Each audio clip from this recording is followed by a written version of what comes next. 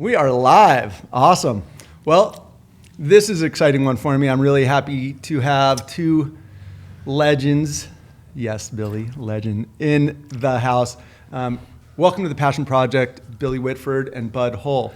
Really happy to have you guys here. Thanks so much for taking the time and coming out to play. And I'm really looking forward to uncovering some cool stuff. The history here, so first and foremost, more than maybe any other time, I have to say it here, this is not a paddling podcast. However, there's going to be a lot of paddle talk on this one because I've got two of the historians and two of the guys that have really been formative in it, especially here in California. And that's a lot of what today is all about. So for many of you, you would know Billy Whitford. Billy, Executive Director of Newport Aquatic Center, long history of coaching, paddling, program development. We were just talking about how many scholarships have probably been provided by stud athletes coming out of Newport Aquatic Center. And Billy's my second guest on the podcast. So Billy, thanks for coming back. And I'm super excited to have Bud Hohl here in the house. Bud is a walking encyclopedia. In fact, Bud, I'm going to quote what you have written on your signature on your emails. And it says, quote, Uncle Bud, coach, builder, historian, old guy. Yeah. Is that right? And I'll add in there grandpa too, which is cool. So really excited to have Uncle Bud in the house. And I'm just going to do a little intro and then we will jump right in. But for me, as a total lover of history, especially within the world of waterman sports and paddleboarding, which is my history in surf, and spending time with you guys around the Newport Aquatic Center, and I've had the chance to meet some of the older guys. You guys are the historians, and a lot of what we're doing today is focusing on the history of paddling and outrigger paddling in the U.S., and it touches on so much more. It's all over the place, and Bud is really a walking encyclopedia of that, and there's a big binder in front of us, and I asked Bud earlier, hey, how many of those do you have? You're like, hundreds. What I'm really passionate about is, and hopeful to do, is help support the goal that you guys have of documenting, capturing, and sharing the history of sport, because it goes back a long way, and there's so much rich history, and Billy, as you always say, there's so many characters in it. And a lot of people, as I always say in this podcast, is part of the goal is to help people understand the history of individuals. So like we talked about before, Billy, a lot of people know about you from NAC on, and unless you're an older paddler that's been around, you wouldn't know of your history of paddling since you were 10 years old and growing up on the water in Newport and all these things. And Bud, for many people that have been in outrigger for a long time, they know of you. But I would say most younger people, you're more behind the scenes these days doing all of this. But you've been a formative person in the world of outrigger paddling for like the last 60 years. So for me, it's really cool to spend this time with you guys. And for anybody, and you'll find out very quickly, we could go really, really, really deep because Bud remembers names, dates, times, every connection, the number of people and things. It's so fun for me as a nerd to hear you talk. So I'm stoked to be able to dig into it. And we're going to move pretty quick because the conversation we're going to have today could probably go over 10 hours. And we're not going to spend that kind of time because there's so many rabbit holes we could go down. Okay, that's my kickoff. But here's the one thing. How long have you two known each other? And maybe how? We're not going to go deep into it, but how long has it been? Well, Billy was probably 65. I started paddling in 65. In 1965. And we were I started in 62. Yeah. I didn't know that. I thought he was always ahead of me. No. And are you guys the same age, roughly? Or I think, do you have about 4 years. 4 years older? Yeah, he's older. Got it. Thank you. You're welcome. A lot older. You look way younger though. But awesome. We'll talk more about how the relationship has grown. You guys are still very close, and you go back 60 years in this amazing sport, which is really cool. So, but I'm going to start right here. This is the fun stuff, and this is kind of maybe not the elephant in the room, but your name, you go by Bud Hohl. Yeah. For me, there's a couple things there, and then we're going to ask. For someone to go by that name, which is, I don't think your given name. Well, it was my dad's nickname. Your dad's nickname, Yeah. and you. So I was Buddy. You were Buddy. Or Little Buddy. Yeah. What's your real first name? Harold John. Harold John. Yeah, the second. That's a trivia question. Harold. You just gave it away. Hold on. What? Hold on. Nobody knows that. Your first name is Harry. No, never went by Harry. I always like John, but no. It's This gets better. Hohl. H-O-H-L. Absolutely right. But listen, my point of this is for someone to go by that name, which nobody asks you, but everybody's going to go, is that really his? We've talked about, Billy, about the rabbit. There's a Peter Rabbit that grew up in Newport, right? So some people have names where people are going to stop and go, hold on, is that really your name? So, hold on. Yeah. The way I look at it, to carry that name and continue to go by that name, you have to be probably two things. You have to be really cool and fun, and you have to be really tough. Well, okay. That's my... I don't know. Growing up, my dad was just to answer that. My dad was in the military, and we got transferred throughout the years. Every 2.5 years, we'd go to different places. So I knew a lot of different ethnic backgrounds, and name's a name, And until I got here, I saw not the conflicts, but the people, using that as a come on to spark interest. To mess with you, yeah. Or it's certainly a conversation starter. Yeah. But listen, I'm not tough enough Yeah. or cool enough probably to go by a name where people could make fun of me all day long. Not that they didn't with the last name like Shoeline, but it seems to me you got to be pretty tough and pretty cool to maintain a name like that when you have punk kids around making fun of you all the time. Yeah. I would think. Well, North Carolina was no big deal. Hawaii was no big deal, but when California. it came here, yeah. Interesting. Yeah. Well, what Billy tells me, excuse me, is that you were a pretty fit, big guy, so you could hold your own. And spending time in Hawaii and traveling in military sun, Yeah. I would imagine you could hold your own back then. Well, and today. yeah. Well, my fitness really started with being a swimmer at Villanova High School. Okay, well, let's stop there. We're going Yeah. to get back to that. These are the fun things. So Yeah. you mentioned military. You mentioned North Carolina. North Carolina. Is that where Cherry you grew Point. up? 2.5 years of picking tobacco, having neighbors of different generations, or just it was a whole different scene back there. Yeah. And so you were a military brat of sorts. You guys bounced around a lot? I knew of 3 locations that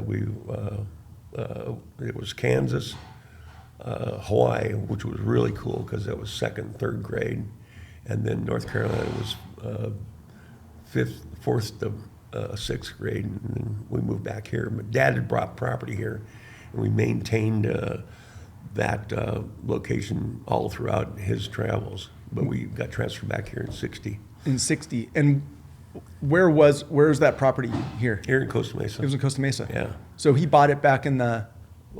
6 months after I was born. Okay, so that would have been in 48. 48. Yeah. So World War II era. Yeah. And this was it was pretty, I mean, what do you remember? Oh, yeah. What it was like when yeah. you guys got back here? Yeah, What was it? It was a mini farm. The house across the street from us got turned into 4 lots, and it was a mini farm where they raised pigs and chickens and rabbits, and raised it for meat and poultry and stuff like that, and berries and avocado trees and orange trees, and they sold eggs and stuff like that across the street. And I remember my dad, and now that we're getting close to Thanksgiving, my dad we had squash and rhubarb and rabbits for Thanksgiving instead of traditional turkeys. And that was all grown on the property. Yeah. Where in Costa Mesa, just for my sake? East side, central. Right here. Well, about a mile from downtown. Got it. Not far from here. Right. Wow. Yeah. Well, and we're in Orange County, right? Like it was named Yeah. for orange groves and everything Right. else. In fact, the property, the builder, I want to say he was building in the late 30s. There was a bomb shelter, a bomb shelter on the property that my mom and my dad used as a cooler house because they came from the generation of. You would keep everything. You would. Yeah, we would can beans, tomatoes, So- all kinds of stuff. We had a big fig tree, and he made fig wine and turned it into fig brandy. And Fig wine and fig brandy. Well, it's a fruit. Yeah, I guess you can. Anyway. You can ferment anything, right? Yeah. Got it. How interesting. So you mentioned Hawaii. Yeah. You said it was really cool, like second and third grade. Yeah. What do you remember of that? Was it formative for you? Because Hawaii and this Hawaiiana has become a big part of your world ever since. Slippers and T-shirts, going to school. Not much to change. No, Bud no, or Billy. no. Right. Where were you in Hawaii at that time? In Kailua. Okay. On the Kaneohe Air Base. We lived off base for about a year, and then we moved on base, and I went to Makapu Elementary, which was Makapu Point. So. Got it. Super cool. And it was slippers and T-shirts. And was it like? Did that leave a mark? Like, do you think that influenced your future? I probably don't own too many hard shoes. Not much has changed. No. Huh? Outstanding. Oh, that's so fun. And so, In fact, this is the first time I've worn pants for about 9 months. Summertime is shorts. hallelujah. That's the way it should be. That's great. So you come back here. What schools did you go to? How old were you when you moved back to Costa Mesa? So it was sixth grade, whatever that was. But that was like, the school was like 4 blocks away. Which school? Do you remember? Lindbergh Elementary. Is it still Lindbergh's still over there, right? Yeah, it's a extension kind of school. What about junior high school? Junior high school, I went to Kaiser, Got it. and then I went to Chronomar because Chronomar was just being built then, and I was the first of the graduating class, all way. 4 years. Yeah. Really? Yeah. Wow. That's my alma mater too. A few years after you, but I went to Corona. My wife and I both went there. And so why would you be taken from this side of town over to the new school over there when you have Newport Harbor High School right here? Any idea? They needed Politics, students. yeah. I They guess needed so. students. They bust them over there. Oh, got it. Where my dad's property, where the house is at, we were 1 block off Newport Boulevard, and that was dividing line. So we got booked over there, and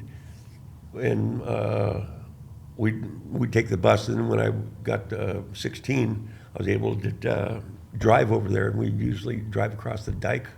That's the Salt Works dike. The old start down in the back bay, upper Newport Bay. Off of Wow. 23rd Street. You get could on drive the dike. across it back then. Yeah.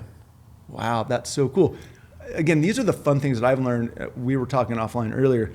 Bill Lobdell and Newport Beach in the rearview mirror. I've learned so many things about this town that I thought I knew. Like this is brand new to me. I didn't know it was ever at that time that you could have driven across that dike. So, Yeah. neat. I love that stuff. East Bluff wasn't, it was starting to be developed in '65, but. Yeah, and the port that streets property- and Spyglass. So most of those things, again, we're getting kind of local to Newport, but there was only really the flower streets and Chronomar, historic Chronomar was there at that time, but not much else. So yeah, I guess that makes sense. There wouldn't be a student body over there.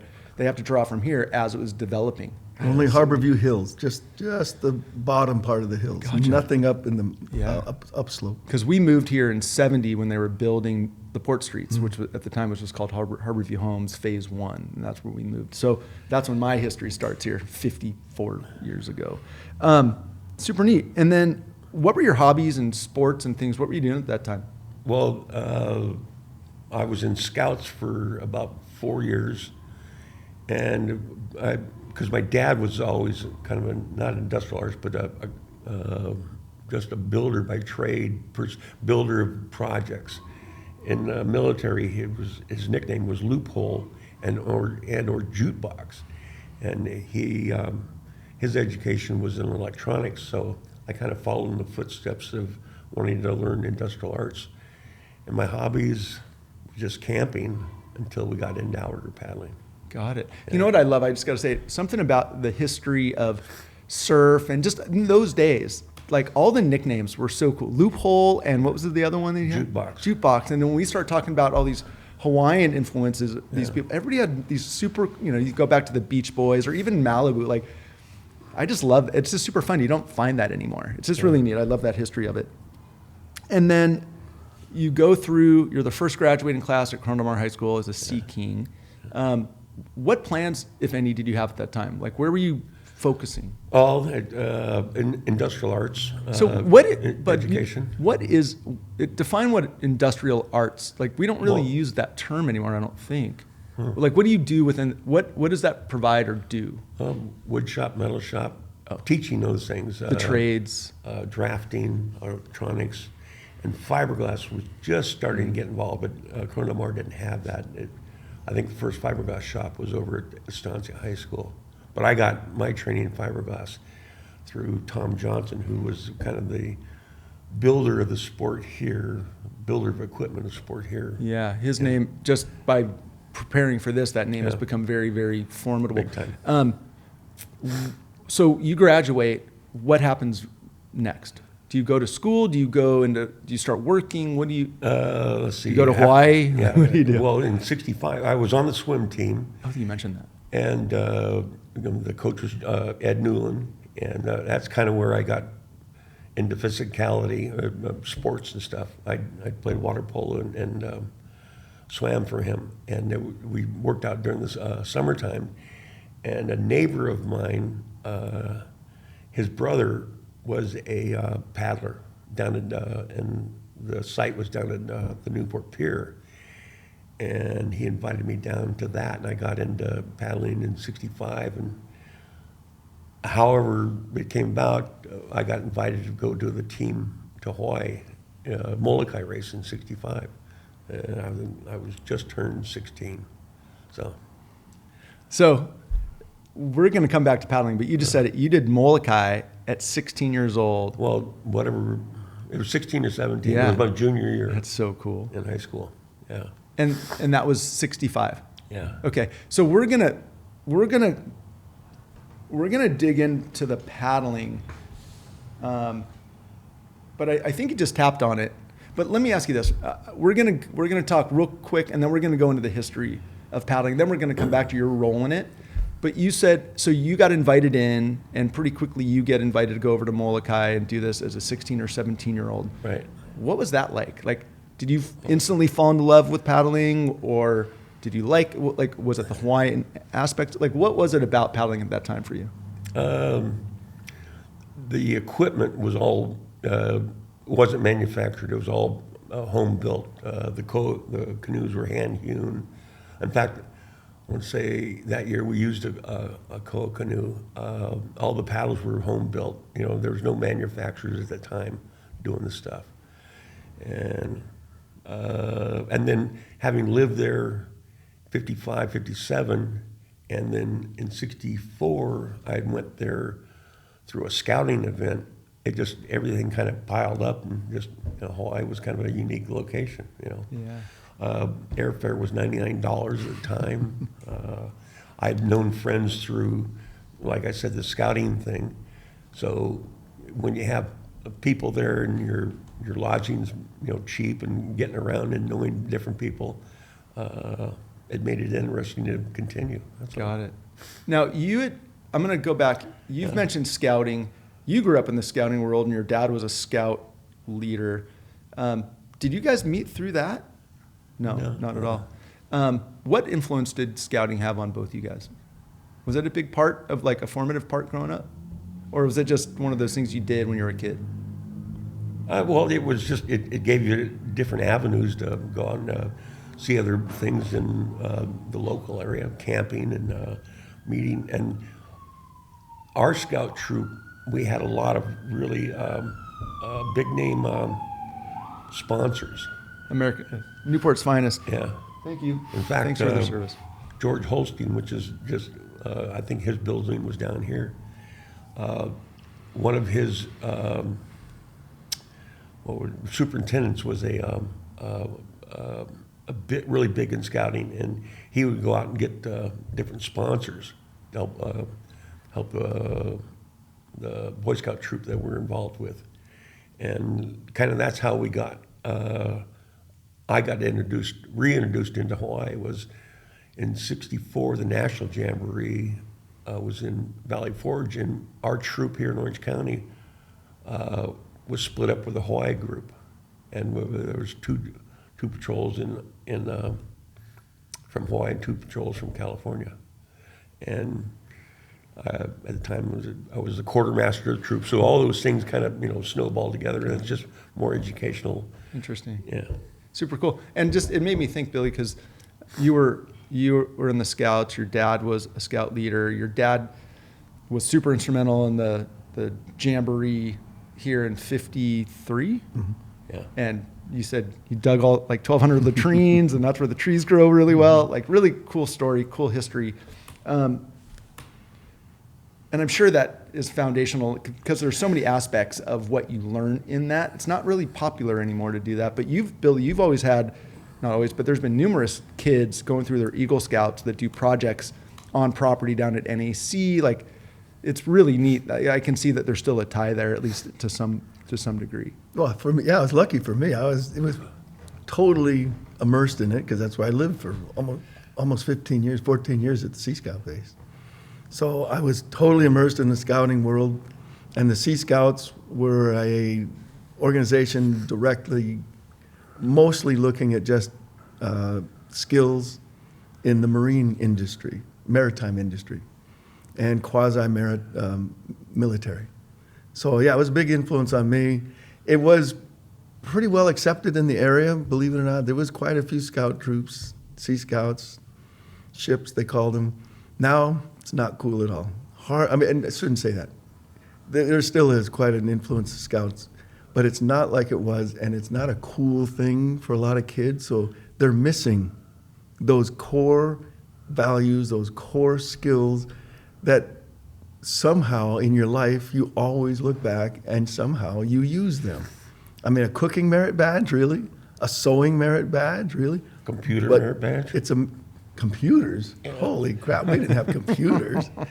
But all these skills, basic skills, like he's talking about, we had to build everything. You had to make everything. You're splicing ropes, you're doing all this stuff, you're fixing everything. You just don't call the mechanic. You have to do it. You got to problem solve. So all that came from the scouting background. Got it. And both of you have incorporated that 100% in your lives. Mm-hmm. Everything that you guys do every day. You were talking about this morning, you're out on the boat, chasing down stuff in the back bay.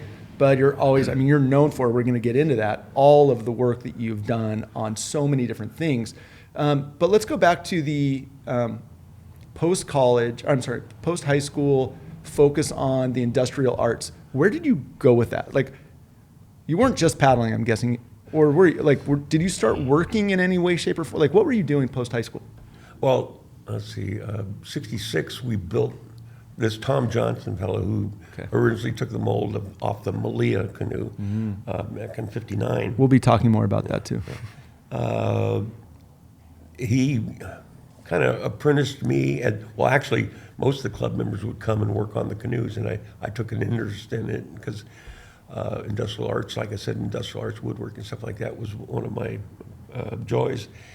And I learned basic fiberglass industry through him, and then after going to college, I got a job through one of my teachers at a boat factory, Ranger Yachts, and so the fiberglass boat industry kind of continued through my couple years, and then when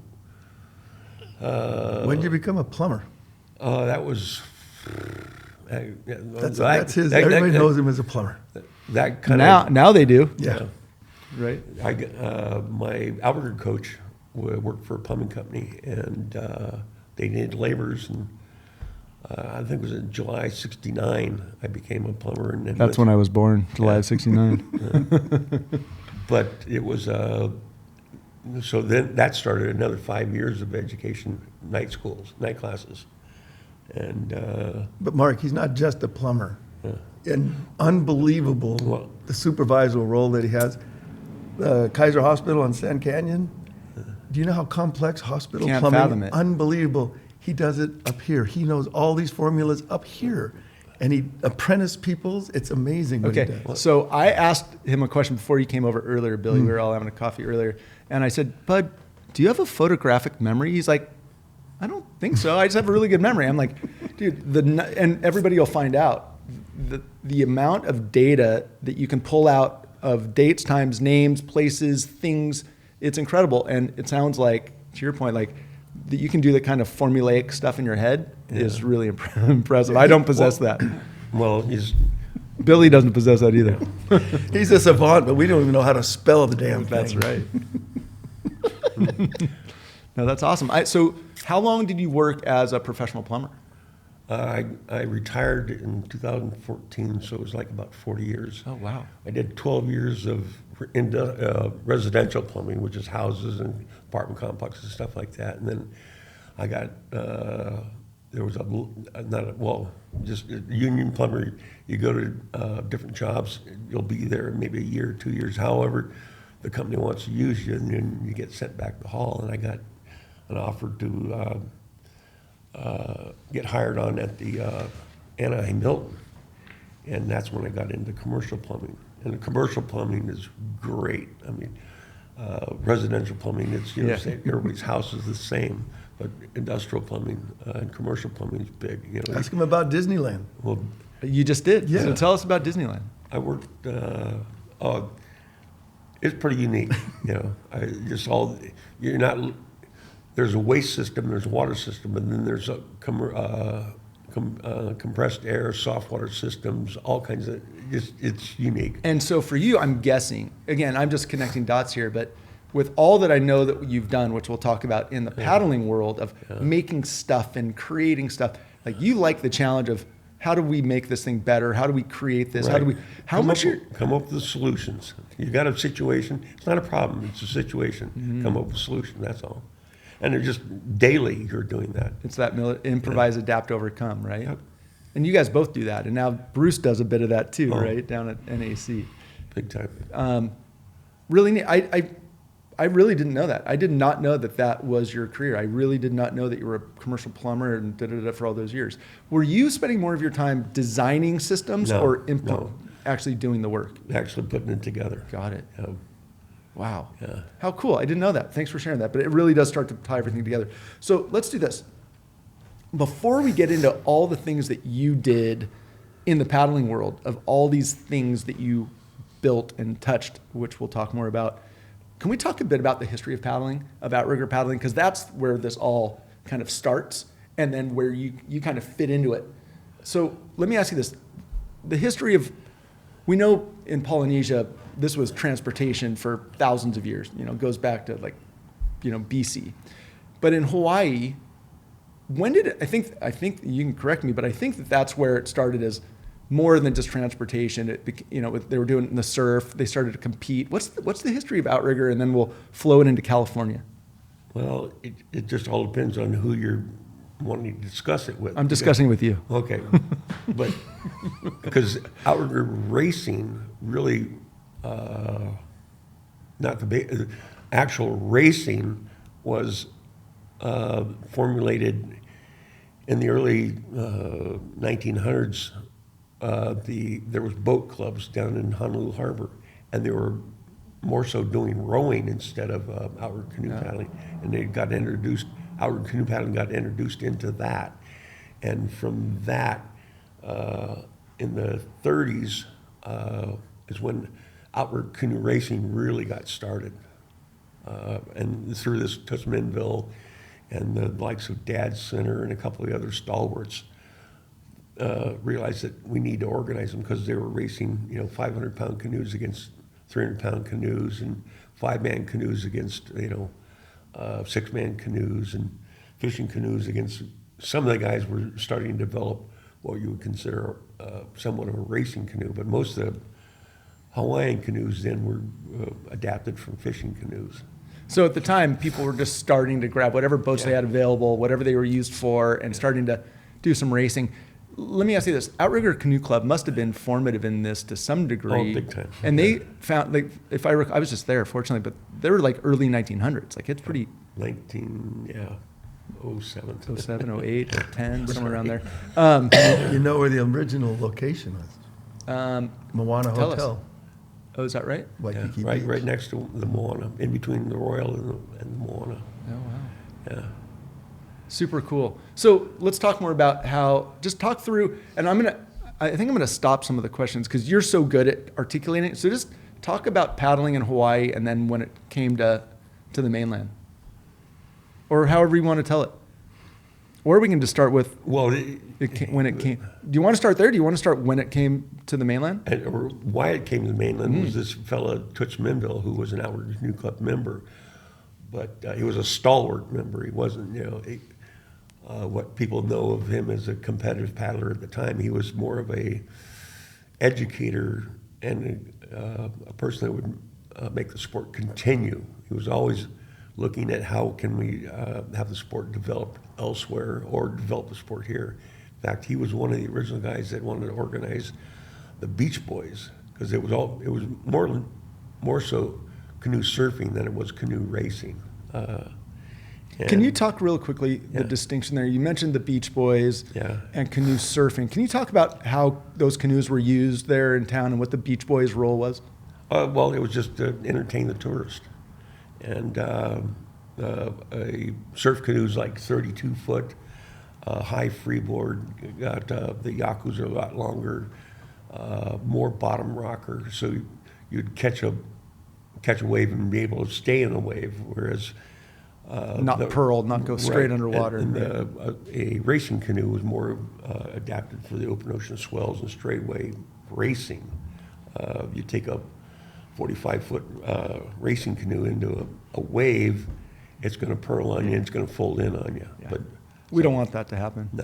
No. And what were the Beach Boys? You said it was entertainment. Yeah. But they were also world-class watermen at that time. Who were some of those names? Well, Duke.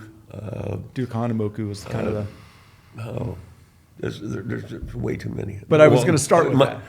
The people that I knew was damn. There was a big chapter early on with Whitey Harrison. Yeah. Lauren Harrison. Lauren from Harrison. Dana Point. He married. There's a huge chapter of his history over there, and then bringing it over here at the same time. Yeah, we're going to get into it because when we get there's some. I learned a lot just in researching this. So, but keep going, bud. Well, but it was Toots's idea that maybe we ought to spread the sport. Well, it was Toots's idea to get the Molokai race going, and from that he realized that maybe we can expand the sport even farther.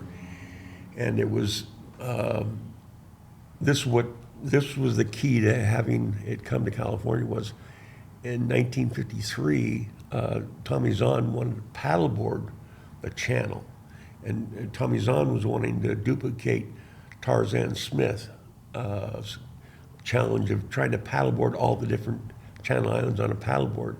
He wanted to duplicate it or better it, and it was that trip that somehow Toots got involved with Tommy and kept letter writing, and because Tommy Zahn was a surfer and a lifeguard and paddleboarder, and it was Tommy Zahn's participation in the Catalina paddleboard race that created an event going from Catalina to Newport. And On Outrigger. in an Outrigger. And because Toots said, he's a lifeguard, so why don't you get some California boys together and maybe we'll have an event.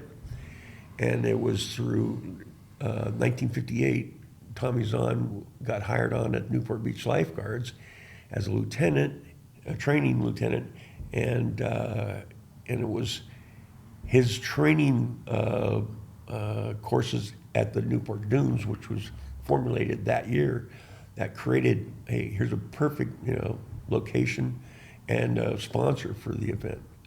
Ira Dowd was the owner of the Newport Dunes Association Aquatic Center, or Aquatic Park, and I said, yeah, Hawaii just becoming a state in August, and said, let's do an event from Catalina to Newport. And that's what started it. So the first Molokai race was in what year? 52. 52. And then your first one was in 65? Is that what you said? Yeah. And then, okay, so thank you for connecting that. So for me, it was super fun to learn in just reading the document, the stuff that you guys gave me recently, that Tommy Zahn, Whitey Harrison connection between prone and outrigger, Hawaii and California. Because as a prone guy, having done those races, you grow up hearing, or I did, hearing about these, and Tommy Zahn has a board here down. Spencer Kroll has one of his historic boards down here in Newport. But I didn't know that there was any connection between outrigger and prone. But it really makes sense back to like the waterman, air quotes here, of watermen that can do everything on the water. So you have outrigger, surf, and prone. Yeah. That's what they used to compete in back then, right? I think we were talking about that earlier. Yeah, what's really interesting is the fact that Lauren Harrison was surfing canoes, building surfing canoes back here in the late or early 30s, surfing canoes, and for so many years, and then all of a sudden, and he knew Toots and he knew Duke, Lauren did, and his connection or his continuance was building surfboards and building paddleboards. The Harrison barn was filled with all kinds of old style paddleboards. So. Oh, I wish I had one of those. Right, all the Tom Blake, because Tom Blake came in around that time as well. Yeah. Right. Yeah. Lauren was really tight with Tom too. So yeah. And did I think, if I recall, do you know what's the history of Lauren Harrison and Duke paddling some of these surfing canoes in Newport? Well, didn't they do that back in like the late 20s? I think that. Yeah, I want to say Lauren grew up in Orange in Orange, and the family moved to Laguna in the 1912 or something like that, and he learned surfing on an ironing board, kind of a thing. Right. So. Well, I love the history, and I knew that Duke spent a fair bit of time here in Newport because Big Corona before the jetties was world-class surf, just like Dana Point, Killer Dana. Yeah. But he spent a lot of time here, and I didn't know about the surfing canoes here. I knew about the surfing and the paddling here, but I didn't know about the surfing canoes with Whitey or Lauren Harrison and Duke here in Newport back in like the 28, 30, so like almost 100 years ago. Yeah. So neat. I love that legacy. And then you had mentioned the history of the Catalina race. You guys turned me on to a movie. What's the name of that movie? It's on YouTube. It's free. It's about an hour long. Give it a little history about the race and that movie. It was titled 1959 Catalina Outrigger Race History. And I want to say it was 1970, Lauren wanted to get involved with the outrigger sport, racing sport again. And he invited a couple of us down to his, down to Beach Road, not Beach Road, down like his, Pochi, right. that area, Capital. And this Ron Drummond guy had a film of the very first race. And he showed the film, and I'm just going, wow, this is killer. And however I got a hold of it, I got a copy of that, and we put it on VHS in '72, and I put some music to it because there was no vocal whatsoever. So it was just an old black and white film. It was color, and it had who was there, them arriving. It was a production. In fact, it was a homeschool production because where there's a title where it says Part 2, the Hawaiians coming to such and such. You had a fly walking across the screen. But it had who was involved, when it was, and it had pictures of the Newport Harbor. Yeah. And then the finish of the race and all the people that were involved in the not organizing, but involved in the race. Well, it's so cool. So it's on YouTube. It's free. It's about an hour long. It's really, really cool. Thank you for doing that. I had never seen it. I've actually already shared it with a bunch of people because I was like, if you haven't seen it, it is so neat. But for me, again, history of Newport, you can see the background. Now, some of it's grainy, but you can see the hills of Newport are empty. Yeah. You can see the dunes before it was developed. But the summary is this was the first. Who was in the race and why?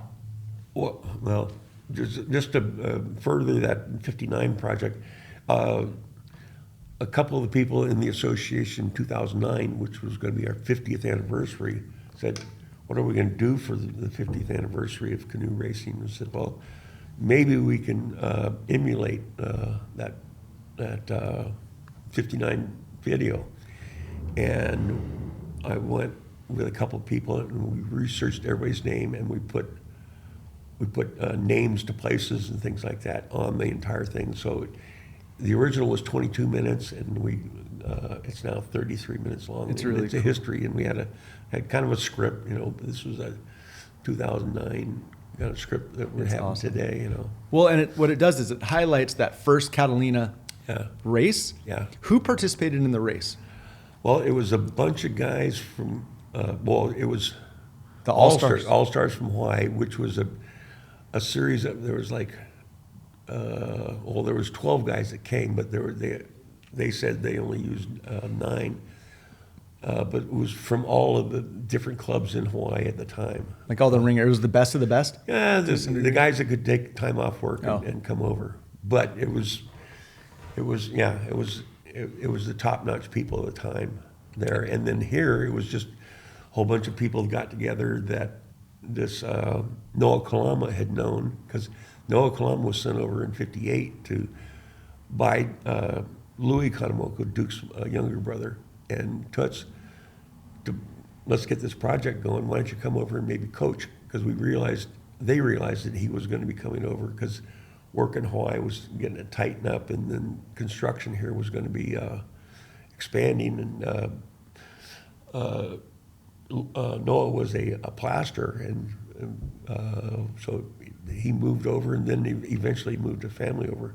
But Noah knew Lauren Harrison, who through his surfing connections, and Lauren got some people together, and some other surfers in the area, and then Tommy Zahn got some people together. A couple of guys were lifeguards at the Newport Dunes, and that started that project. That's super cool. And that was the first Catalina. That was the first crossing of the Catalina Channel in a Hawaiian racing canoe. Yeah. And the Hawaiian All-Stars beat the Californians by like 10 minutes. Yeah. It was like 5:05 5:05 in the crossing. It's pretty amazing because that's still the course. Like, it's just so cool. And it goes back a minute. So that was really cool. Thank you for sharing that. I think it shines a big light. And for anybody that wants to see the history, you can see the boat, you can see the kind of paddles, you can see the stroke. It's so, no T-tops, big, 2-inch round shafts, totally different technique. It's so cool to watch. So anybody that's into it, using, super composite boats and paddles, and you look at this and you're like, that's what it was all about. Yeah. It's super impressive. You've mentioned some, for anybody listening that knows the history of surf and paddling, the names that are being bounced around between Lauren Harrison, Tommy Zahn, and then you threw out Duke and Duke's brothers. So and then you've got the Kalama family. These are iconic names still today, and they were all instrumental in this. Billy, over the years, you've shared with me a lot about the Kalama family. Dave Kalama is probably the most well-known today, big wave surfer, multi-sport athlete in Hawaii. But that was his father, or that Noah? Noah was, I think he had Grandfather. 12 kids. Holy moly. 12 or Oh, 14? wow. 12 or 14, 12 kids. Wow. And he brought his sons, Pat Kalama, Thomas Kalama, Uncle Tubby, and Ilima. And they're the ones there was quite a huge Hawaiian community already here in Orange County. And so they're the ones that had some basic battling somehow background coming from Hawaii. And so those are he's the one that kind of got the credit for bringing the sport into the competitive world by starting first, I believe, with Balboa Canoe Club. Yeah. And some really cool names in there, Newport Canoe Club. And Ilima was the youngest, and Ilima was the icon. Was 65, 66 world champion surfer, Huntington. And his son, Ilima's son, is David. And David was, now he's phenomenal. Well, his son is more phenomenal than David. I mean, he's doing incredible things. Yeah. And so that's the story of the Kalama family influence here. And huge input, huge influence on paddling and the Hawaiian community here. Awesome. And the Kahanamoku. So Duke's younger brother, he had other, We have 5 brothers. and you had mentioned a couple of them have come over and they were part of that Right. campaign to help grow paddling over here. Is that right? Yeah. Louis was, he wasn't the youngest brother, but he was second youngest brother. And him and his wife, his second wife, Mary Jane, were a big influence on the sport being expanded nationally and internationally. Yeah. Got it. Super cool. We've just truncated 50 years into like 17 minutes. So I appreciate there's so much more depth that we can get into, and I hope that we do down the road. Thank you for sharing that. I think that connects the dots of how it ended up here. That 1959 race brought it here, and then these folks were the ones that helped build it up. And then you just mentioned the club started building. What was the first canoe club on the mainland? It was Balboa Outrigger. Balboa Outrigger. Where was it? Balboa, was that the Bay Club? No?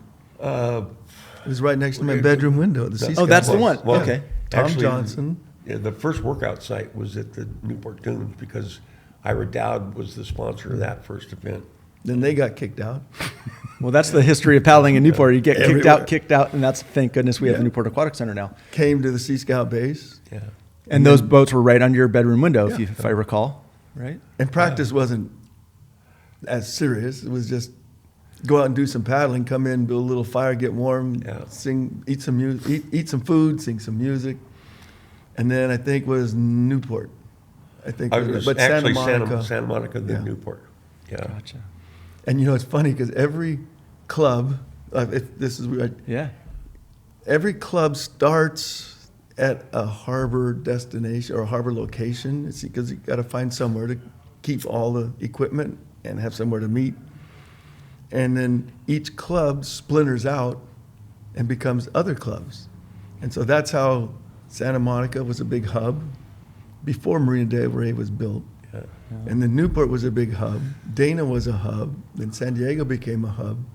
And then all the main clubs in those areas had their characters that starts the club. And then somebody would get pissed off and splinter off and start another club. And that's kind of how where we got today. Like Marina Del Rey, holy cow. I think they have 12 clubs because none of them got along with each other. That's so funny. It's just, but it's I've even seen historical. that in Hawaii just from my It's just- short amount of time there. Super interesting. What's funny is just it's sitting right in front of us. You mentioned there's a picture here. I don't know if this camera right here can pick it up. But this young man right here, this 10-year-old kid with no shirt on, is this gentleman sitting right here. So Mr. Billy Whitford. What's the history of this one, Bill? Just because it's in front of us. Do you remember? My introduction was at the very beginning was regatta racing. Set courses up and have Short courses, right? short courses in lanes, buoyed turns, and this site was at Santa Monica. I forgot the hotel. It was this The Miramar. Miramar Hotel on Santa Monica Beach, and we would use that location each year. And then we moved to Long Beach, Cherry Street, inside the breakwater, and that became our location for regattas for years and years to come out of that. So that's it's cool. I don't remember half those guys, but there was Al Ching was one of the originals. Danny Ching's father, right? Yeah. And founder of Lana Kila. Kila, and then Sandy was at Marina, and then I think the Kala Sandy, Hawaiians. Sandy Sandy Kahanamoku. Kahanamoku. Okay. And then the Kala Hawaiians, I remember, and then he's got the better memory. Well, yeah, we have all that archived in Scora history of the clubs. Kind of the basic people who started each club. I mean, there's a list of maybe 60, 70 clubs. Today we only have about 28. But when I got started, there was only like 4 clubs. Wow. And you said it really peaked and then it's come down? Is that what you just mentioned? About the numbers? No, the other way. Oh no. I don't. Oh, I must have misunderstood. You know, just because it's interesting. And we talked a little bit about Catalina and the growth of the sport. So this is a list that you guys shared with me of comparing then and now the Catalina race. So in 1959 versus 2023, Catalina then, there was 2 teams. Now there's 60 each day, so 120 technically men and women. Clubs back then there was 1, now there's 28. Coaches there was 2, now there's 150. Like it just goes on and on and on. Like the size and the scale. Trainers there was 8, now there's 300 plus. Paddle builders there's 30. Like it's just that growth and evolution of the sport, which is really what everybody was trying to do. So it's been a big success. We'll talk more about that in a few. Billy, you were starting to talk about, we're talking a little bit about you racing. When I first started hearing, like, I didn't know the history of Bud involved in all this until, over the years, but you have always talked about the time that you went to Hawaii as a kid, the under 18s, and raced and did pretty well. And Bud was there, I think, as your coach. Is that right? Yeah, I don't know if I shared the story. Can you tell the story for everybody? I think it was 71, 72, 71, 72, or high school. His brother, Patrick Kalama, there was a group of us that were paddling, and we thought we were really hot stuff. And Bud says, hey, let's go race in Hawaii. They have state champions over there. And we all bought in. But he says, here's how you're going to do it. We had to learn Hawaiian, and we got to build our own paddles, all of the core values, the respect and humility and all that, to go over there. And so he's the genesis. He's the one that put it together.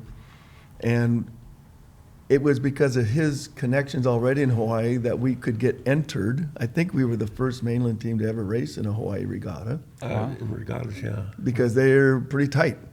And they're very popular. They're huge. And you only have so many lanes and so many opportunities to race. And so we got an exhibition lane, I believe, lane 8 or 9, way out outside, Kailua Bay, white caps by the end of the day. And the race goes on, and we won the race. Barely, but we won the race. And more important than that is the friendships that were made at that time between us young paddlers, all us young punk kids.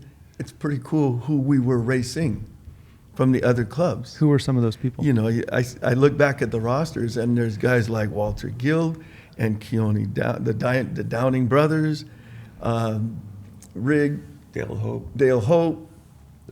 I'd have to look at it, but it's some of the who's who. It's forever, right? And we continued racing through the years as we're going into the Molokai races. Every year, it's kind of the same core guys racing each other and expanding the sport into the women's paddling and technology advancements in canoes and paddles.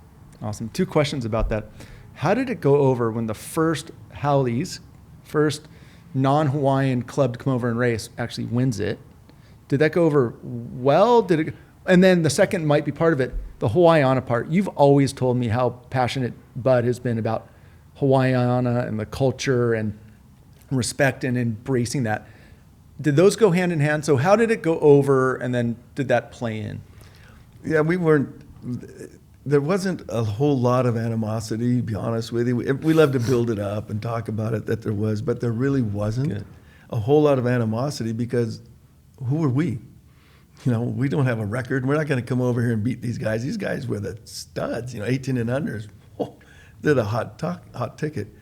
And so once we won, it was kind of like a novelty, if you will. But because of that, the relationships, like I said earlier, were built. And I got to meet a couple of guys and carry on relationships with a couple of guys. They did chase us off the beach. And girls. There was, what? Rusty. So there was but that was cool. The Hawaiiana aspect of it was 100% this guy. 100%. I mean, everything had to do, everything we did, and how we're going to borrow equipment. Okay, here's what you have to do. And we have to say thank you afterwards. And you got to make sure all the stuff is done. And there's respect in how you deal with canoes and how you treat canoes and how you treat paddlers and people. And the kapunas, it was just, that was my learning from this guy right here. So great. Why was that? How did you become so aware of that, or why was that so important to you? Well, it was just probably through the coaches that I had. Bobo Kana and George Copa and Bud Warner, they were all stalwarts in Hawaiiana in that when you go to, how do you say it? After an event, you go to people's houses and they are open door policy, come on in, party, there's food laid out. And so it's just it's a gathering, and you never try to, upstage any of them. Just enjoy it. And that's what Copa taught me how to build paddles, and then Tom Johnson taught me how to do fiberglass work, and Mud taught me how to the psychology of winning races, and So at that, thank you for that. And so like, that's one of the things Billy has always said, like the importance of that came from you. And knowing you growing up surfing and paddling and spending time in Hawaii, like there's nothing more important than that if you want to have any success or stay on the island or make friends. Like, so it's so smart. And I was just really curious as to the why, but it sounds like it came straight down from your coaches. yeah. Super cool. Just aloha spirit. And And it sounds, real aloha it spirit. does. It sounds so, old-fashioned, but that's what we paddled, but we partied. And it Hold on, wasn't, you what? we didn't party like today partying, the way I remember it. It was partying in the Hawaiian culture. Everybody's singing music. Everybody's got food. Everybody's helping. Everybody's taking care of each other. And that's the aspect that was so inviting for a lot of people. And I think that's what's missing today. Mm-hmm. Yeah, interesting.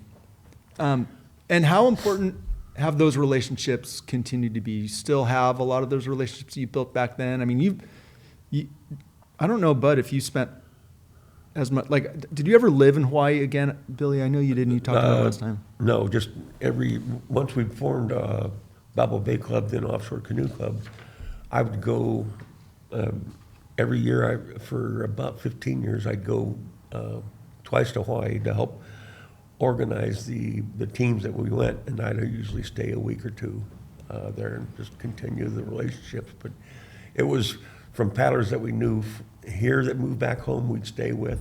I don't think I ever stayed in a hotel room for 15 years when I went back That's there. so awesome.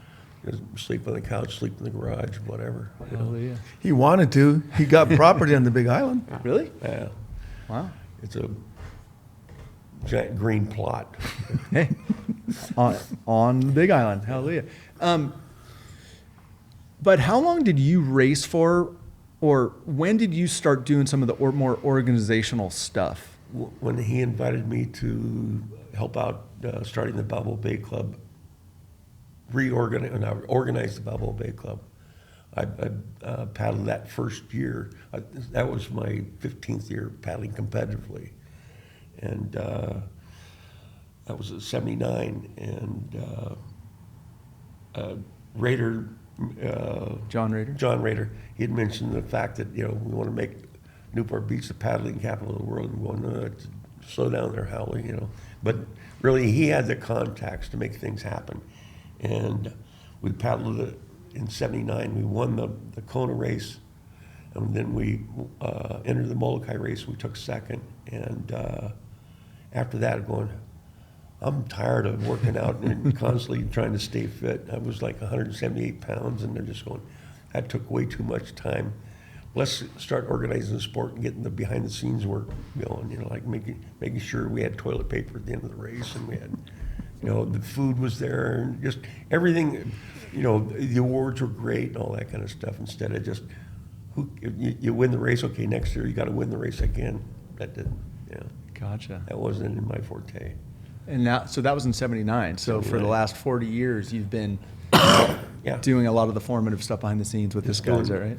Uncle Bud stuff. Uncle Bud stuff. Uncle Bud stuff. And there's other people that are always doing that. It's not, I don't like, Billy and I call it an eye disease. We don't like people with, I did this, I did that.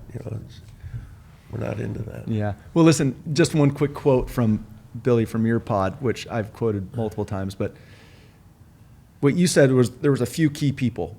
Two of them are sitting right here, and there was one more. We just mentioned his name. Why? So Billy could make him go fast and break things. Bud could fix things. John Rader could pay for things. Is that right? That's three legs of the stool. That's a good combination. That's a good But combo. you know what, Mike? I will tell anybody, back in the early days when we were really starting to get super competitive, there still wasn't battery-powered hand tools, things like that. We had to bring everything.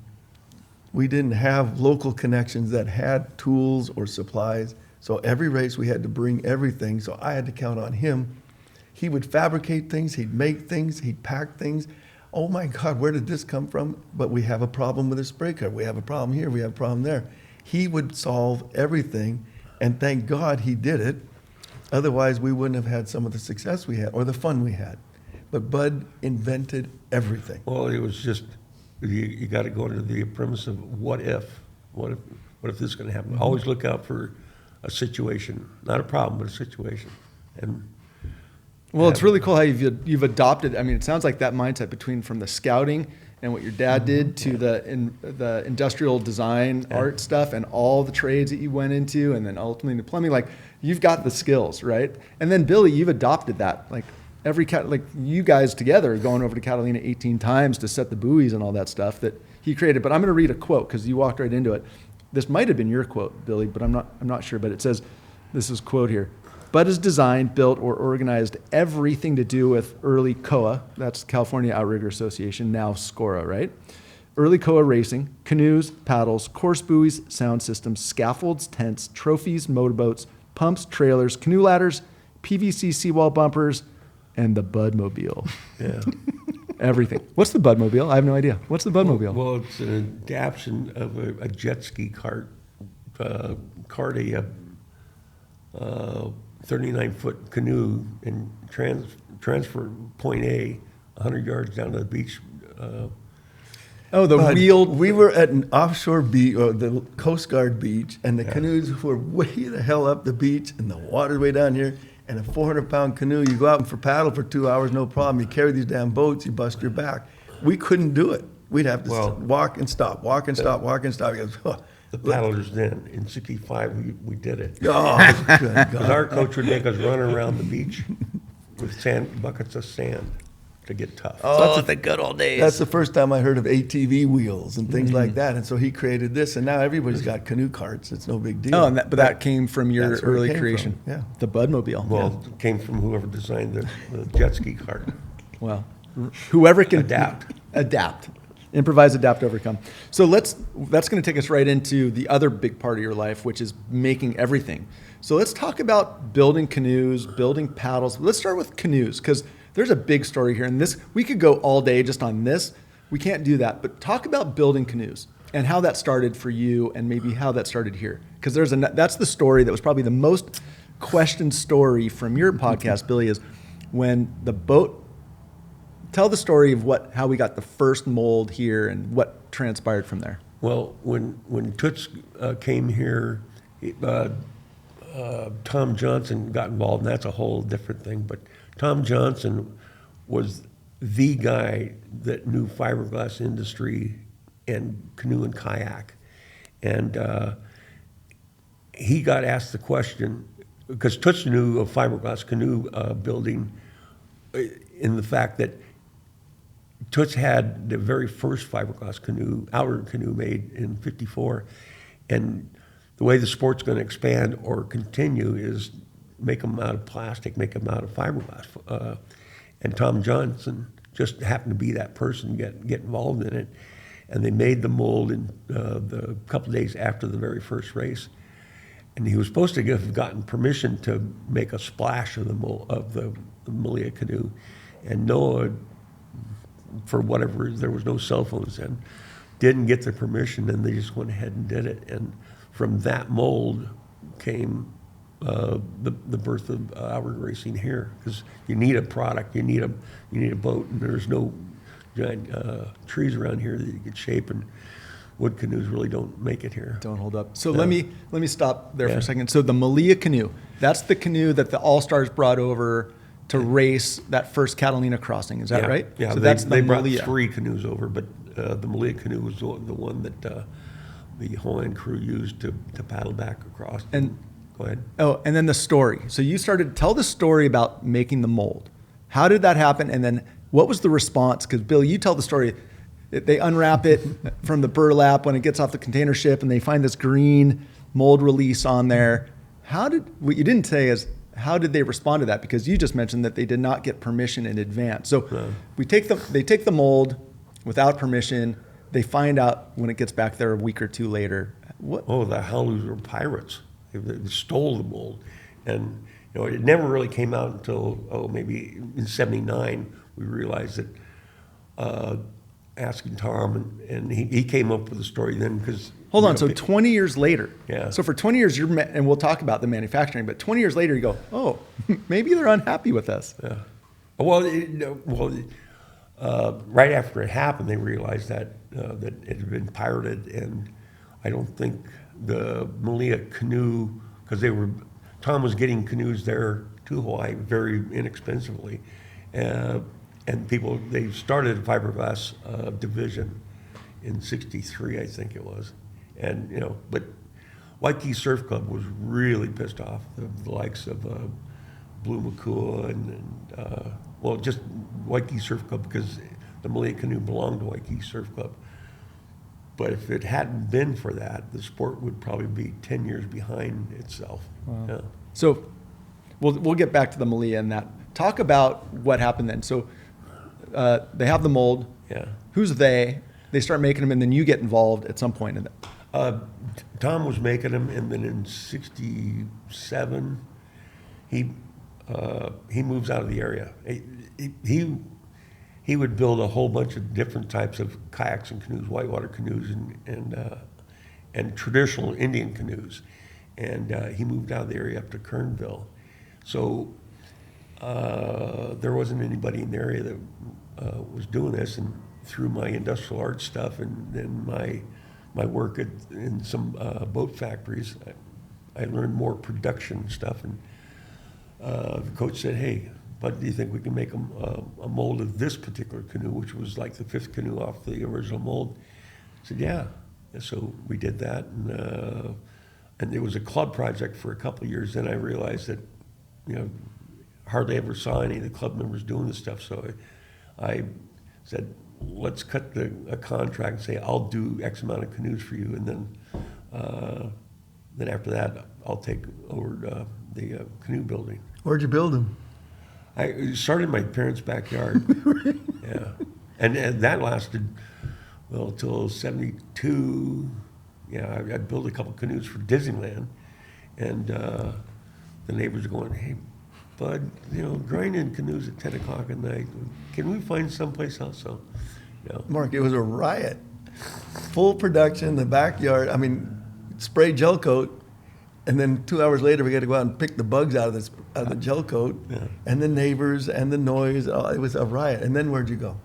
Went over down the street here, over to the Quonset Huts, Duffy's Village. Right, 17th Street, right by the Yeah. Trader Joe's down here, if anybody knows it. Building Got canoes it. inside that. I was about 5 years there building them, because when I took Billy and the kids to Hawaii, I was also there pumping up somewhat the business.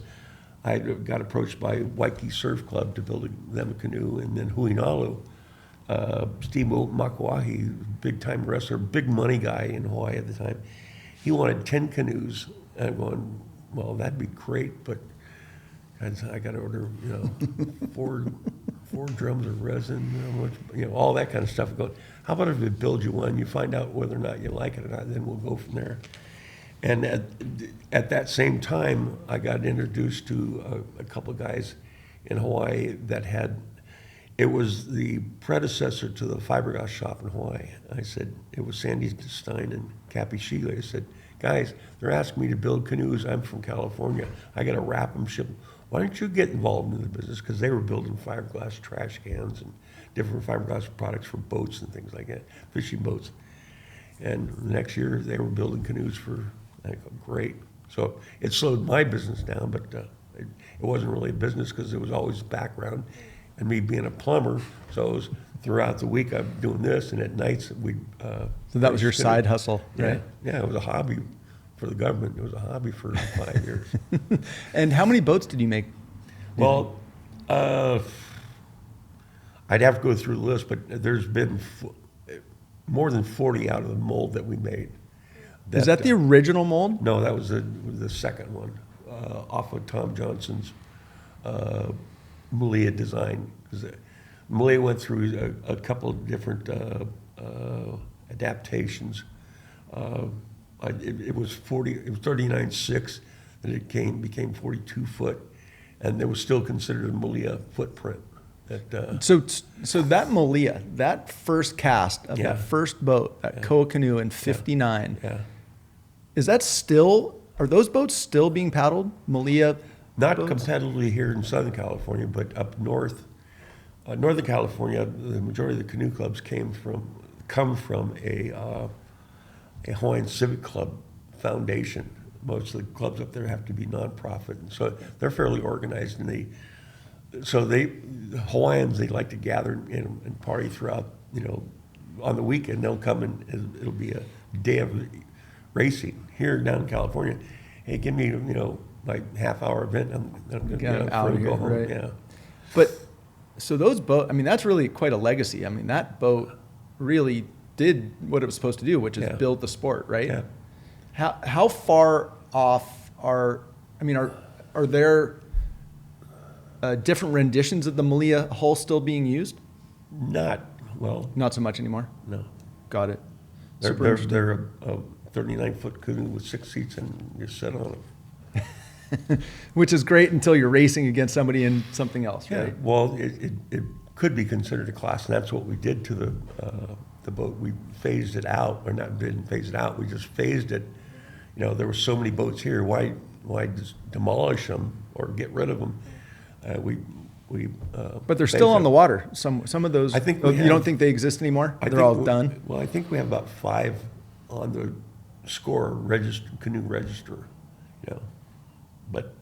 But those probably got. I mean, how long could you have paddled one of those Malias when they were fiberglass? They could last until Forever. you're done. Oh, Yeah.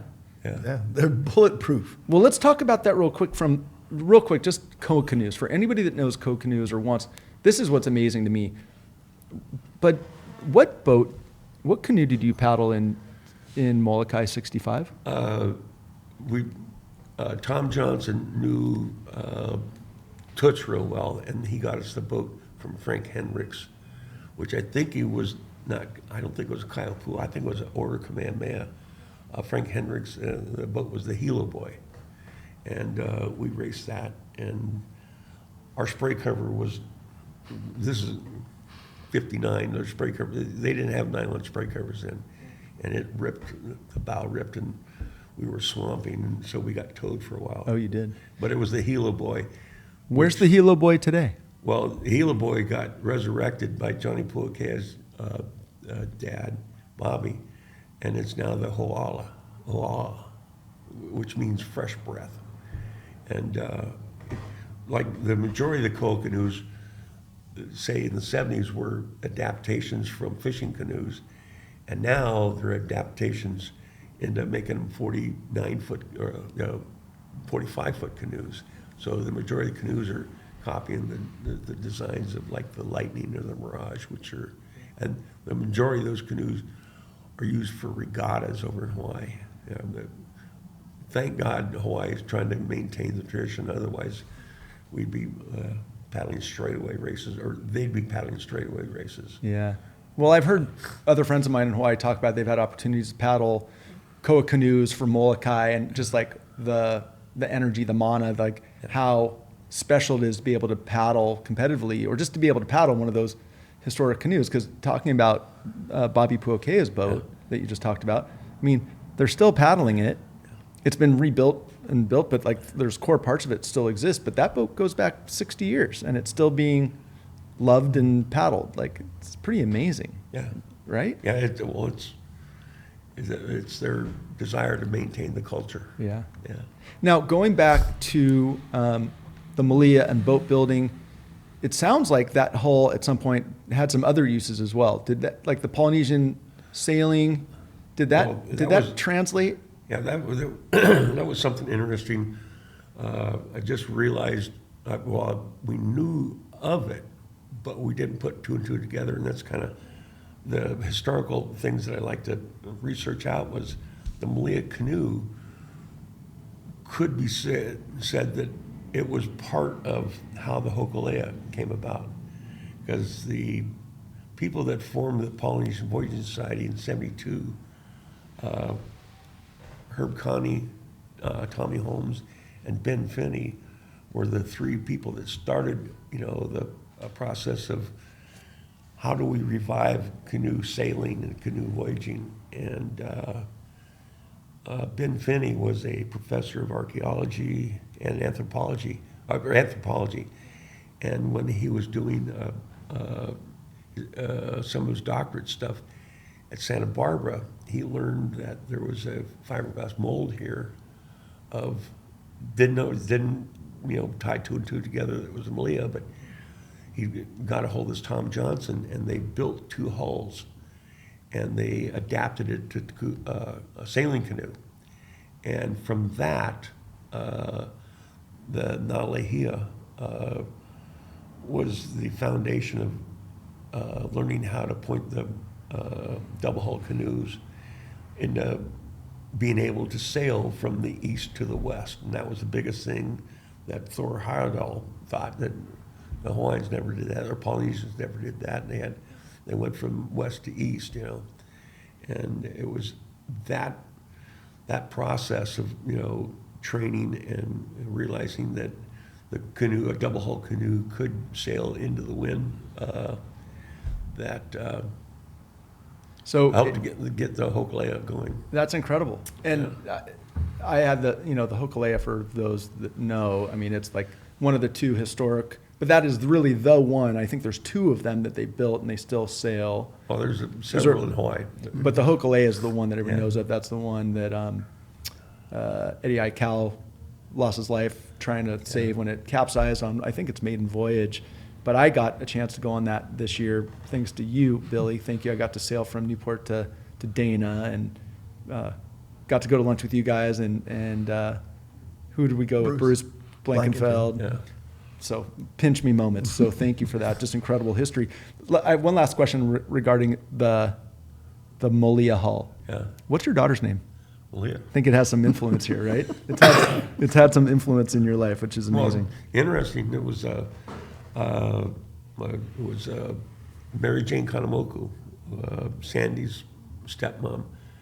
She called. I'd been involved with international racing for a long time and pretty tight with Mary Jane.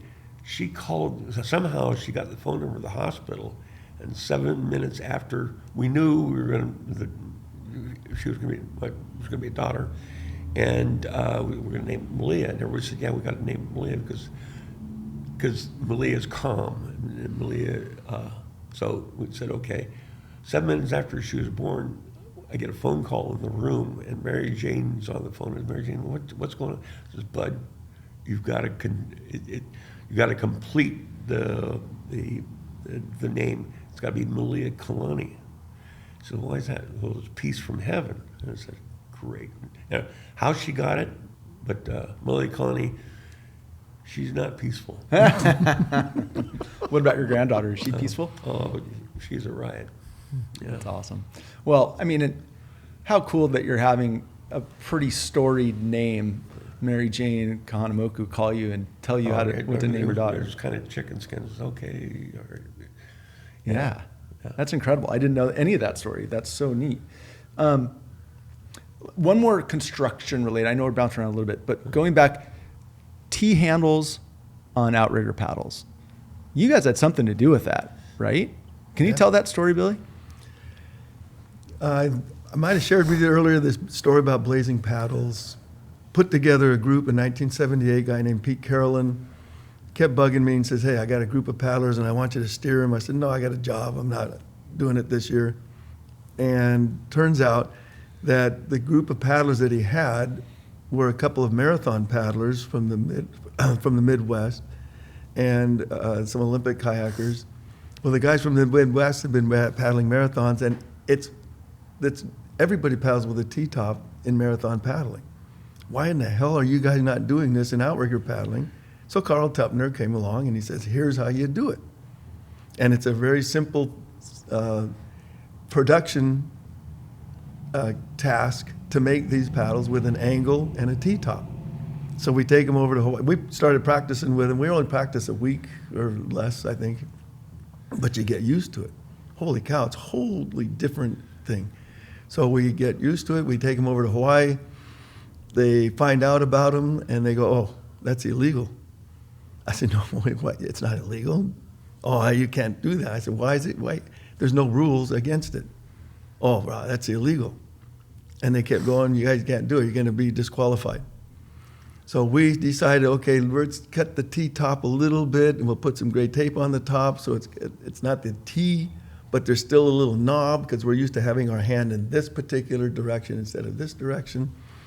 And lo and behold, there was I believe the first paragraph in Hawaiian canoe racing's rules or specs is must be of authentic Hawaiian design. And so in those days, it was not even a fax machine. Well, maybe it was a fax machine, but a friend of mine, Dale Hope, was on Oahu, and I got a hold of him, and there's a book called Canoes of Oceania, and in there's several chapters. It's kind of like the Granger's catalog, and there's several chapters of all the history of the sport, and you go, because it has to be Hawaiian. It can't be Palauan, Micronesian, it has to be. There's a section in Hawaii, and there's a guy standing there with a T-top paddle, more of a ceremonial kind of thing, but it's a T-top paddle. Showed it to, we're on Molokai in Haleolono, and finally we showed it to the committee, Babe, Bill, and these guys, and they said, whatever, F and Howell, he's just, go for whatever. Little did they know what they because who were we? We didn't, Right. That whole story. This is that first year. Oh my God, I could tell you the whole story, but the history of T-top paddling was that, and it didn't take. It took a couple more years before other teams started using T-top paddles to come to find out. That's a true story. Wow. They didn't immediately do it. So that's how T-tops got started. Got it. Pushing Oh, innovation. I've been disqualified many times. Well, talking about specs and requirements and all that stuff, but it pushes us to talk about COA and SCORA. So COA, which was interesting, I didn't know this one, and so for anybody else, COA is the California Outrigger Association, but it's spelled with a K. Because so it's Hawaii. KOA. So why is it spelled with a K and not a C? The Hawaiian language doesn't have a C. So- The Hawaiian alphabet doesn't have a C in it. So following, okay, got it. I didn't occur to me. So that's a good bit of information right there. And it was Noah's second wife, Mary Ann. Mary Jane. Mary Ann. Yeah, Mary Ann. sorry. Encyclopedia. She coined the phrase. Said that's what it should be, California Outrigger. Again, another one you're not going to say no to. What's your history? You have a big history in working with COA and SCORA. Can you guys, or you, Bud, talk your history? You've done a lot for them or with them. Well, it was after the '79 race. There was a meeting of the Tahitians. I'm sorry, it was '81. It was after the Molokai race. Some preliminary stuff had been going on, but the Tahitians wanted to formulate an international association. And both Billy and I went to that meeting. It was the day after the race. And they said, well, we want to form an international association. And Tahiti was going to invite 3 people from Hawaii, 3 people from California to go to Tahiti and start implementing bylaws and rules and regulations and stuff like that. And we came back to California, and the association met and said, hey, who should go? I said, well, he's the stalwart. And then we sent the president and the race chairman down to take it. Well, that was the first effort for an international association for world championships, because the goal was always, hey, could this be an Olympic sport? And in order to be an Olympic sport, you have to be recognized by X amount of countries and have an international association and so on that the IOC would recognize. And so Outrigger Paddling was trying to use that as a goal. I had my doubts. I was already involved with Olympic canoe kayak, flatwater stuff, but I said, I don't think that this particular sport will take hold internationally for many countries in order to fill those requirements. But they still wanted to form that, and so they started moving. So I was involved with the very first delegation, went to Tahiti, sat in this conference hall for days writing constitutions and bylaws and all the stuff I'm not good at. I'm an outside guy.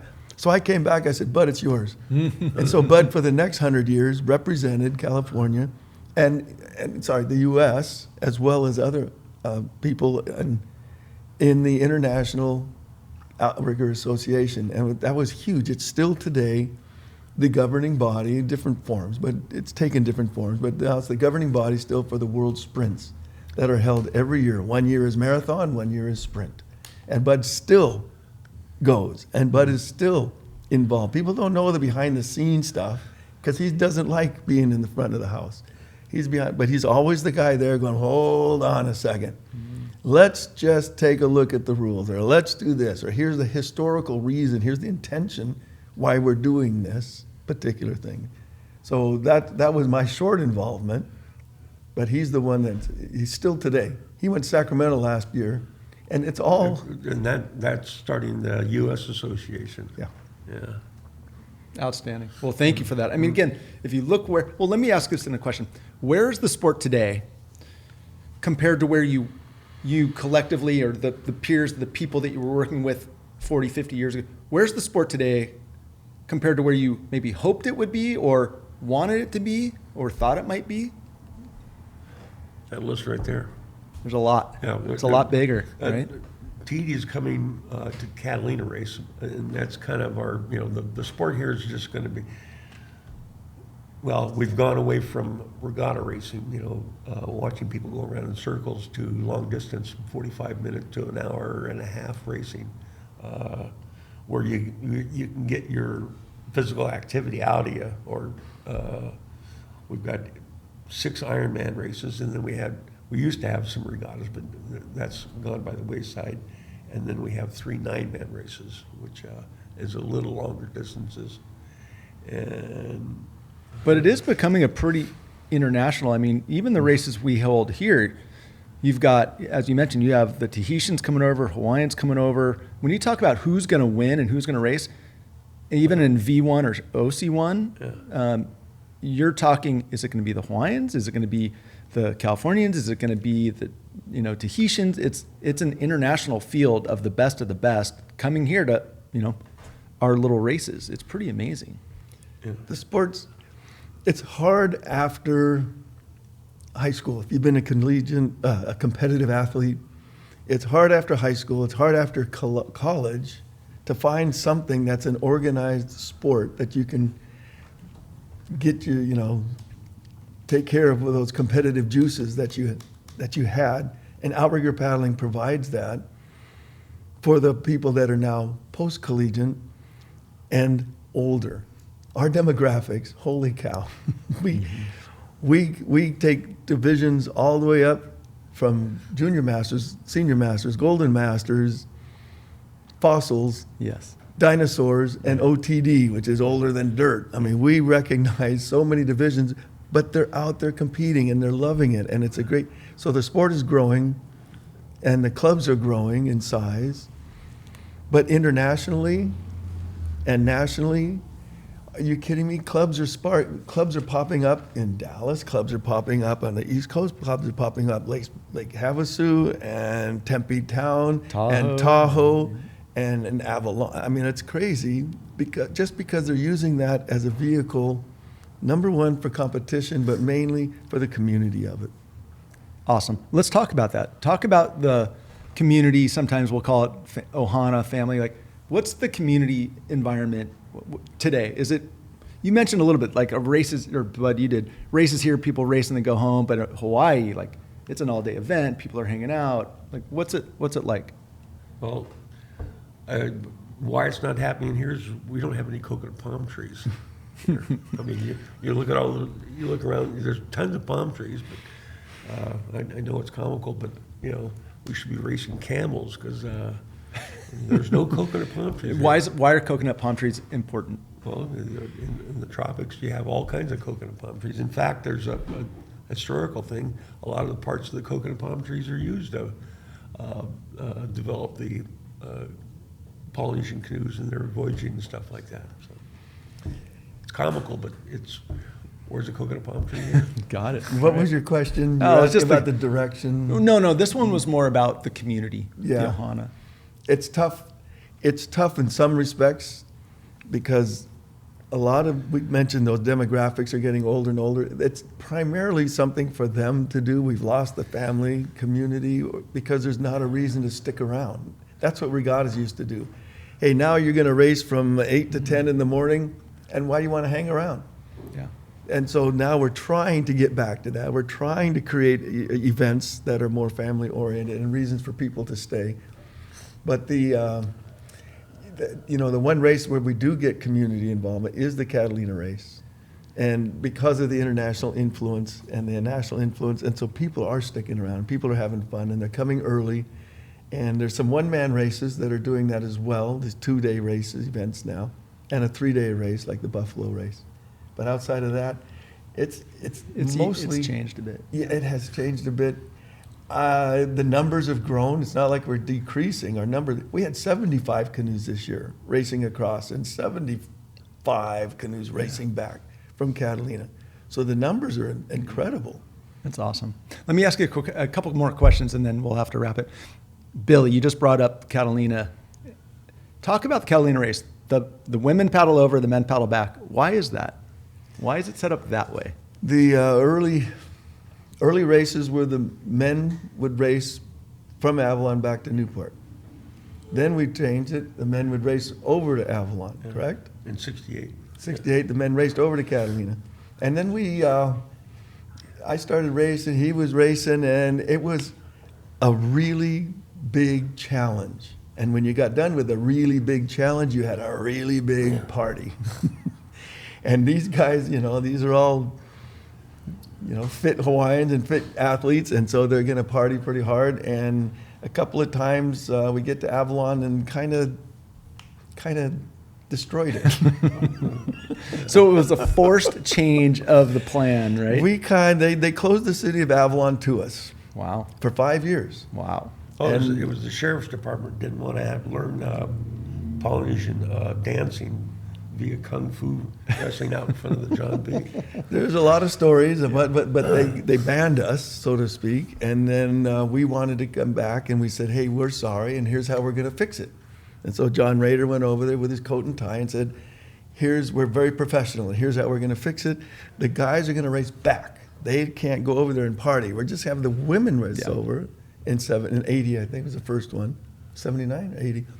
That was the first one. The women are much more mellow. So what happens? We do that the first year. I had girls get arrested for shoplifting. Jeez. I had girls get arrested for stealing golf carts. Oh, no. We were a lot more mellow, right? Yeah, right. It's good. It's good story. Interesting story. Well, like you said, big event, big fun. We got to temper that a bit. Running out of time. We're gonna. One last question, Billy. It's about Bud. This sport in California, the mainland Hawaii, without Bud, or maybe a better question is, what's Bud's influence been on this sport? Well, you kind of touched on it all through this. What's most important is his presence. Bud and I run the races. We're out on the boats.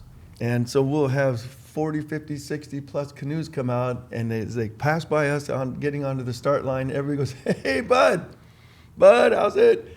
Everybody knows Bud. Everybody knows about Bud. Everybody wants Bud's attention. But he doesn't like it. And his birthday happens to fall during the race season. Mm-hmm. And somehow the word gets out, and so everybody paddles by and says, hey, Bud, happy birthday. And so he does, he waves at him with the one finger salute. That's just his style. He loves it, but he'll never show it. Everybody loves him, and so his influence is more than what you've been talking about today. It's the stability, the history, and he has the ability to take complex arguments that a lot of people love to talk about, God, and just say, you know what, solve it, next topic. Situation, solutions. Improvise, Next adapt, topic. overcome. Next Awesome. topic. He's famous for that. Listen, guys, last question. There's so much history, and that's what you guys are all about here is memorializing it all and providing it in a way that people can see it. I'm glad this is part of it. If people want to start finding out more about this, where is there is it on the Scora website? Yeah. Where can people find the history or the archives? Well, some of the archives is in the on Scora.org about us, and then the Catalina race, our history. There's like 4 different charts of how the sports progressed through its officers, the clubs, clubs that paddled in national and regional races, where they were. Go ahead. You hear this? Mm-hmm. Can I tell him the story? No. Can I tell you a quick story? Yep, we'll end it with this. Bud Bud battled. It's all right. What? You all right? Bud battled throat cancer Oh, I did not know that. no. years ago, and No, I just had a tickle in my throat. I want to drink, I coughed. and so that was a scary time. Yeah. And there was a period there where Bud couldn't talk because of what was going on, the treatments. And so he'd call me, or I'd call him on the phone. We couldn't talk, but he'd kind of pound it twice or something like that. And then he has a little dry erase board. Here's what we'll do. I'll write the message. He's left-handed. Look at the size of his paws. He's got pipe wrenches for hands, for God. So he's writing, and as he's writing, he's erasing it as it goes. Got it. And he takes the thing and just throws it on the ground. Whatever. That was some really scary time. That said, okay, we've got to memorialize this Got guy. it. Well, I'm glad we're doing it. You guys, thank you for the stories. We could just do a storytelling session, and I think we will. I want to thank you both for your roles in the sport and in the legacy and the history and everything that we've talked about today and so much more. Thanks for your roles, and thanks for coming here to be on the Passion Project with me. I really appreciate it. Hey, there's a lot more people out there that, Yeah, it's not just us, partner. For sure. But I appreciate what you two do for the sport. Thanks for Thanks, having guys. us. Appreciate it. All right. All right.